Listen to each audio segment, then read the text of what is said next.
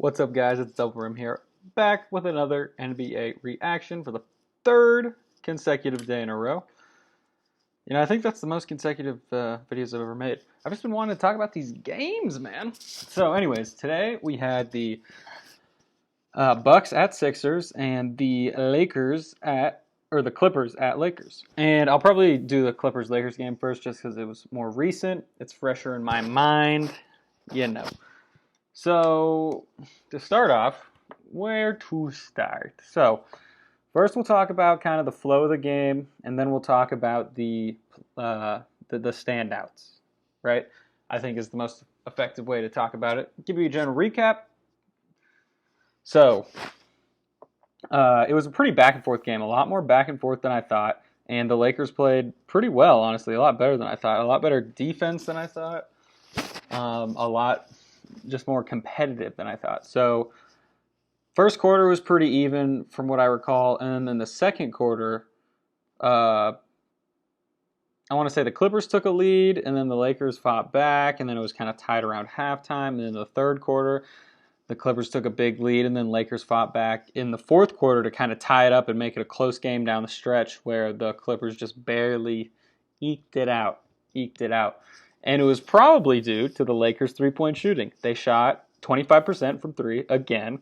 And I think on the season, the announcers, they were talking about how the Lakers are 20 of 80 in 2 games.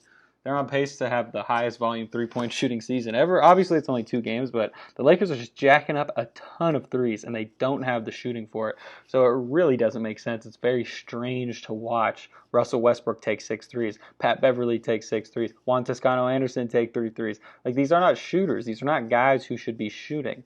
Obviously, LeBron can do whatever he wants, and he can, I can't really get mad at LeBron for taking threes, but everyone else is like, because he's like the best shooter on the team, funnily enough. So yeah, horrible threes, but they actually played some good defense, and it was more competitive than I thought. Now on the Clippers side, the Clippers were pretty lethargic. Obviously, the Lakers didn't score a lot, but I wouldn't say that was really due to the Clippers' defense. It was probably just more due to the Lakers' offense being bad. So yeah, it was kind of, I don't know, maybe the Clippers were just going through the motions. Kawhi Leonard only played 20 minutes, but their offense and defense both did not look impressive. And it didn't look, they just have so many guys. It's like, how are they going to play this many guys in a rotation? Because for a basketball player, you need to get some rhythm, right? And that requires consistent play.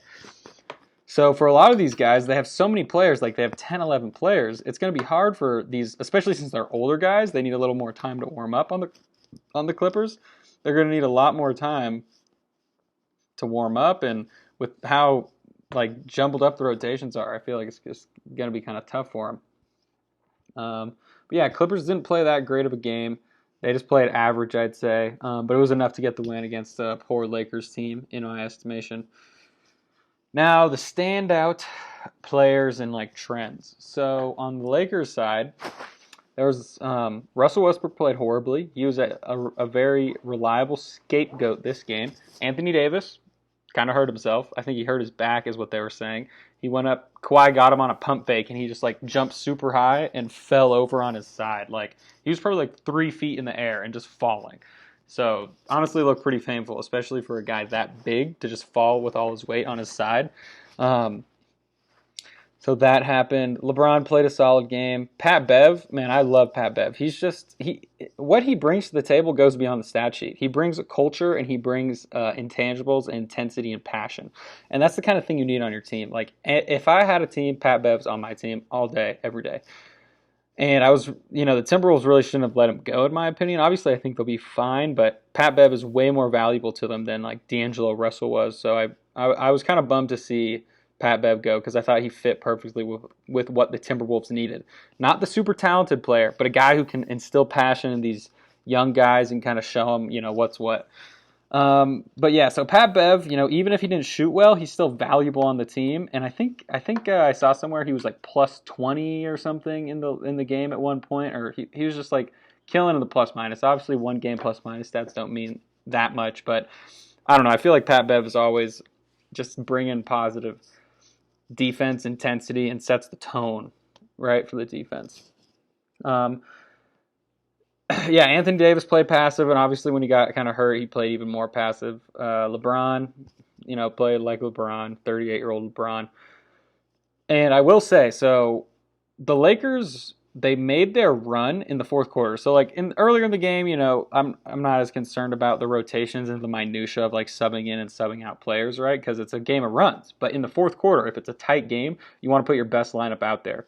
And the fourth quarter unit that made the comeback, well, guess what? It was LeBron ball, right? It was some LeBron ball with Juan Toscano-Anderson, with Austin Reeves, with like some Matt Ryan and some Pat Bev, right? Those type players. Oh, and Lonnie Walker. Lonnie Walker had a great game too. He had like 26. And anyways, so it was like some LeBron ball with like four other guys, like role player types. And they had this scrappy lineup that was just like getting steals, forcing turnovers, taking charges, taking it to the rack. And that was the lineup that I thought was the best. Obviously, you got to put AD in there. But if he's hurt, I don't know. Obviously, you got to put AD in there. But they put Russ in. And Russ was so bad on offense tonight specifically that he was a liability and didn't lose them the game, but he definitely contributed majorly to the loss, right? So I really think the Lakers should have kept in their LeBron ball lineup with a bunch of scrappy defenders and guys who play with passion, like Juan Toscano-Anderson, Austin Reeves, Patrick Beverley, Lonnie Walker, right? Those four guys around LeBron really did good. Obviously, it's tough to play defense, so you could sub Anthony Davis in for Austin Reeves or whatever and keep in Pat Bev, Lonnie Walker, Juan Toscano-Anderson, LeBron, AD. I think that's probably your best five in this particular game, and especially since Russell Westbrook's a non-threat as a shooter, and, he played all right on defense. He got like 5 steals, actually, so that was pretty impressive for him. What else? Lonnie Walker, though, played great. And I think the Lakers need a quota, 25 threes a game. If they shoot more than 25 threes a game, like, they should not be shooting more than 25 threes, and they've been shooting 40. They need to shoot way less threes, just only shoot twos and play scrappy defense. I think that's the only way this Lakers team is going to compete this year, right? Now to go to the Clippers side of things. I just kind of hinted at it earlier, but they just have too many guys. You know what I mean? Too many guys. It's kind of hard to tell like who of them played well, because they're just subbing in guys constantly and subbing them out. Kawhi didn't even play like the whole first half, but he played like the whole fourth quarter. Just a bunch of weird stuff going on with their whole rotations. I can't really say anyone on the Clippers really stood out to me. They just played solid. I'd say John Wall, it was fun seeing him back. Hit a few jumpers, which was kind of surprising, but he was pretty bad at facilitating from what I was seeing. He turned it over a bunch. He seemed unsure sometimes of like what they were doing or what the plays were, which is to be expected. It's the first game of the season for the Clippers, and it's not super well oiled.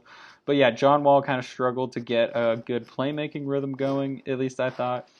But yeah, everyone else, it's hard to say. Like, there wasn't really much that stood out to me. Norm Powell played solid. Batum, it's like it's just hard to keep track of all these guys. They're just in for a few minutes and then they're out, and they kind of all play the same.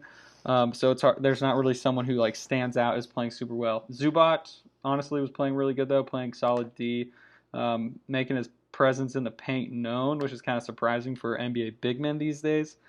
Paul George, played like Paul George. I don't know the stats, but I don't think anyone on the. Yeah, I'm actually gonna check Clippers, Lakers, because it didn't seem like anyone on the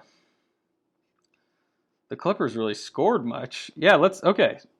Wow. See, this is why looking at the stat sheet actually tells a good story of this game.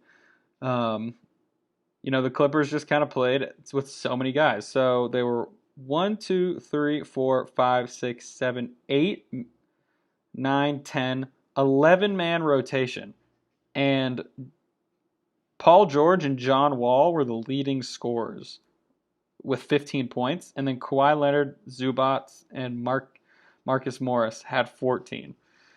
Right? So it's like a really even attack going on here. And that's what the Clippers' game plan, I think, is going to be this whole year. Load manage Paul George, load manage Kawhi, make sure they don't have to expend too much effort because last year they were the 8th seed without those guys. So now you just add in literally just like 15 to 30 extra points from Kawhi and Paul George kind of deal. And now you can be like the 4 seed playing or even higher. But like I said, they were playing the Lakers, so I don't know if their strategy is going to work against every team, especially like their whole spread it around offense. It's just, I just think some teams are going to be able to exploit it. Obviously, then Paul George and Kawhi can score more in those games as necessary. So, wow, yeah, that's a very even scoring game. Jeez. But yeah, that's kind of the story of the Clippers. No one really stood out. They just played. They all played pretty evenly, pretty fairly, distributed the ball, scored moderately. All of them did. But that's the thing. They only scored 90 or 103 points. So like, I don't know. I need to see more games. Obviously, it's early in the season to make a judgment. But as you guys might know, if you even watch any of my videos, I mean, there's not really anyone watching, but I'm not really high on the Clippers. I think the Clippers are going to have a poor regular season, though. They're going to flame out in the playoffs. I just don't think they're as good as some of the other teams in the West. But anyways, let's talk about the other game, the Bucks-Sixers game. Now, this is also a defensive game, a very defensive game. Neither team scored 100 points. And obviously, Chris Middleton's gone, so that really hurts the Bucks' offense. Now, I only started watching about halfway through in the game, so I can't say kind of the trend of the whole game. But at least from what I saw, it was right when I started watching, it was a super close game. Then Bucks go on a big run in the third quarter. Telltale sign. Sixers, Lakers are both horrible fourth quarter teams. It's because they're like lethargic. They kind of remind me of each other at some points. Just bad third quarter teams is just a bad sign. Something I hate. But anyways, so the Lakers played, or the Bucks took a lead about like 10 points right at the end of the third, and it was looking good. Giannis was getting to the paint. Grayson Allen was hitting some shots, getting to the line. Drew Holiday was doing his weird footwork, his weird big man guard stuff, and they were playing super good defense. Not a lot of scoring going on. Now, this is what was crazy, because Embiid was playing horribly. Then the fourth quarter starts. It's kind of James Harden and like the bench mob, right? And James Harden starts looking like 2018 James Harden. Like he's going off, he's hitting mid-ranges, hitting step backs, getting to the cup, dishing out lobs. Like he looks really good. He looked really, really good. He was the best player on the Sixers tonight by far, because Embiid played so horribly. So James Harden kind of single-handedly did, James Harden ball. Made them come back, went on like a 10 or 13-0 run or something like that, and then it was like a tie game, back and forth at the end there, and then just a really close game. But that's the thing about the Sixers. You never feel like they're going to win close games. And they have Embiid and Harden, who are both notorious kind of chokers, So I never felt like the entire game that the Sixers were going to win, because the Bucks are just more confident. Like the Sixers were up one. They got up one with like a minute left, or 30 seconds left from what I recall, after a horrible foul call, actually. So a Bucks player shot the ball, I don't remember who, but then PJ Tucker grabbed the rebound, lost the ball, like tried to grab the rebound, lost the ball, and then jumped out of bounds and like saved the ball, like diving first to like save the ball. He saved it perfectly fine. Should have been Sixers ball. But Giannis was just standing there, so PJ Tucker was boxing out Giannis, and Giannis was just like standing there, and they called a foul on him, which sent PJ Tucker to the line for 2 free points, and I really disagreed with that call, and that put the Sixers up 1. Because Giannis didn't really push him, it wasn't like an over-the-back foul. He was just like getting boxed out, and he was like, oh, and then PJ Tucker saved the ball. It should have been Sixers ball, but they shouldn't have got the free throws. So Sixers, PJ Tucker gets free throws, puts them up 1, and then on the next play, huge, I don't even know who was supposed to guard him, but I think Giannis attacked the paint, and Grayson Allen was like running around, or Wes Matthews was running around the perimeter, got a wide open 3, cashed that thing in to get to the final score of 90-88, and then that made it 89. I think that made it 89-90 actually, with that 3 from Wes Matthews, and then the Bucks got fouled. Brook Lopez made 1 free throw. Or no, the Bucks stopped the Sixers from scoring, and this is a huge point of the game actually. So James Harden does what James Harden does. He's looking for contact. He's looking for fouls. not for baskets, not for buckets, not for the win. So James Harden has it on the last Sixers possession, and he makes a good move to the basket, and he could have scored probably. He almost did. It kind of rimmed out, but he was more concerned about trying to sell contact than make the basket. And James Harden needs to realize in the last possession of the game, the refs aren't going to give you those ticky-tack foul calls. Like, you need to go up as strong as you can. And you're bigger than Drew Holiday, who was guarding him, so he should have been able to. There was also a wide open, I think Maxey was like wide open or something too. So it's like James Harden had a horrible last play of the game, like he always does. He's a great player, but he's just not a player you want the ball. You don't want the ball in his hands in the closing seconds of a game because he's probably looking for contact more than he's thinking about who's open and how can I make this shot. And it seems to be true from like the anecdotal evidence of watching him all these years. So after James Harden misses the shot, gets pissed about not getting a foul call, Brook Lopez gets fouled, makes the first free throw, and then purposely misses the second one off the front rim, and it bounces right back to him, and the game was over. So, yeah, pretty wild finish. I kind of talked about some of the standout players while talking about the game, but, standout players for the Bucks, Drew Holiday, obviously, played pretty solid. Defensively, that is, and passing, but he had a horrible offensive game. You really wish Drew could score a little more. Bobby Portis was huge for them in their third quarter run, was playing great defense and hitting good shots. Brook Lopez, honestly, is so good. I don't know how he's so good. Like, if you had told me 10 years ago Brook Lopez would be one of the best role players in the league as a 3-and-D center, I would have fucking laughed because he was just a horrible defender, post player who couldn't rebound. Like, what he's transformed himself into is beyond crazy. Grayson Allen had some solid shooting, but his defense was poor as always. Obviously, Wes Matthews hit that huge shot, and Giannis does Giannis things, man. He gets to the paint, gets rebounds, blocks shots. Like, Giannis is just so fun to watch. He's just dominating. Now to talk about the Sixers, guys. Tobias Harris just does not belong on this team. And funnily enough, Tobias Harris is the highest paid player on the Sixers. That's right. The fourth best player on the team is the highest paid player.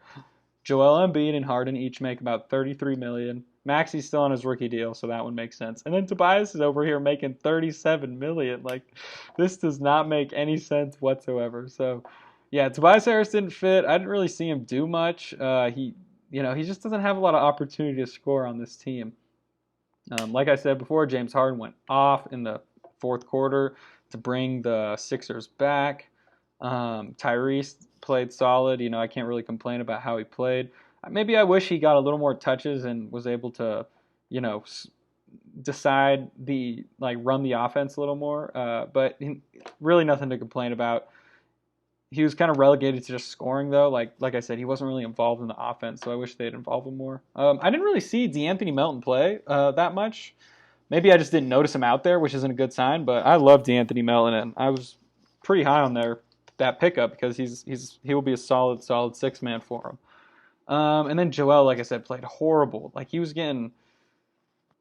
just chipping everything. Like he was just chipping shots. Brook Lopez was defending him really well. Couldn't do anything. And when he was settling for jumpers, he wasn't making them.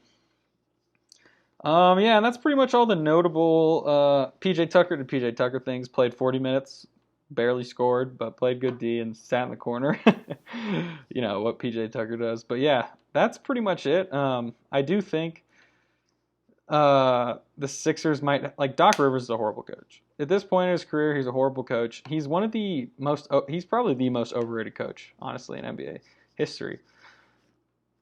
Who's had more talented teams than Doc Rivers? Obviously, you could say Phil Jackson and maybe Steve Kerr and stuff, but besides those guys in the last 10 years, let's just think about this. In the last 15 years, Doc Rivers has coached Kevin Garnett, Paul Pierce, Ray Allen, Rondo, Celtics teams, perennial contenders, but only won one, partially due to some injuries, from what I know.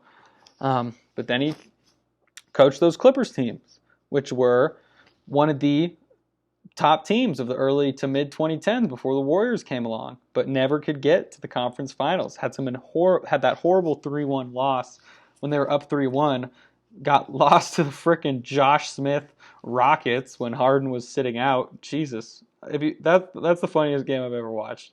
Josh Smith and Corey Brewer just splashing threes and making the comeback on the freaking Clippers in like game 6 or 7 in that 20 I think 14 or 15 series. And then now Doc Rivers, and then he coached the Kawhi Leonard Paul George Clippers for the first year, which you don't think about. And they had that big 3-1 blow to the freaking Nuggets. And now he's coaching the 76ers, who are just the 2015 Rockets with Joel Embiid. And it's like James Harden, Joel Embiid, Tyrese Maxey, PJ Tucker, like they have a really good team.